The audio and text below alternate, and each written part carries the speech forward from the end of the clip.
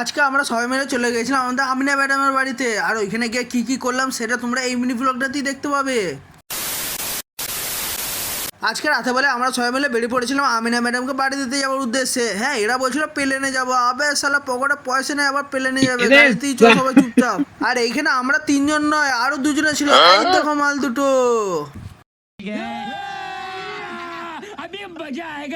আর যেতে যেতে এরা দুজনে গাড়িতে যা করছিল আমি তো মনে করছিলাম দিয়ে তারপর আলাচালা করতে করতে আমি আবার দেখি যে গাড়িটা কোন ছোট বড় ব্রিজের ওপর দিয়ে চাপিয়ে দিয়েছি। আর ব্রিজে চাপার সময় আমাদের মুখের রিয়াকশনটা ঠিক এমন ধরা ছিল।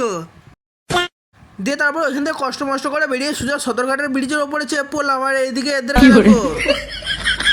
দিয়ে তারপর সদরঘাটের ব্রিজটা বেরিয়ে এমন ধরে একটা অন্ধকার পড়া জায়গায় ঢুকে পড়লাম।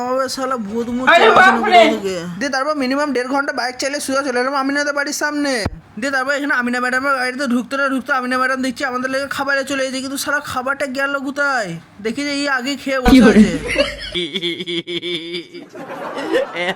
দিয়ে তারপর হালকা পাতলা করে মিষ্টি পানি করার পর দেখি যে আরো খাবার চলে এসেছে। হ্যাঁ, আমরা তো এইসবই করতে দিয়ে দিতে না দিতে এইটাও মিষ্টি পানির মতন ক্লিয়ার করে দেওয়া হলো।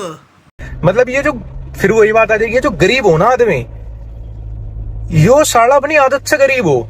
দিয়ে তারপরে খাওয়া দাওয়া কমপ্লিট হয়ে যাওয়ার পর আমিনা ম্যাডামকে টাটা করে সবাইকে এখান থেকে ঘর পাঠিয়ে দিলাম। হ্যাঁ, আমি ঘর যাবো না, আমি তো রাতে এখানেই শুবো। क्या क्या करूं मैं इसका? क्या करूं इसका? क्या करूं? मार भी नहीं सकता। আরে না না, রাতের পর থাকার পর কেউ যদি চোর মনে করে পিটে দেয় তাহলে বস আমার হয়ে গেল কেল্লা ফতে। তাই এখান থেকে ভয়ে ভয়ে বাড়ির উদ্দেশ্যে বেরিয়ে পড়লাম। আর যারা যারা ইউটিউব থেকে দেখছো চ্যানেলটাকে সাবস্ক্রাইব করলো, আর যারা ইনস্টাগ্রাম ফেসবুক থেকে দেখছো পেজটাকে ফলো করলাম।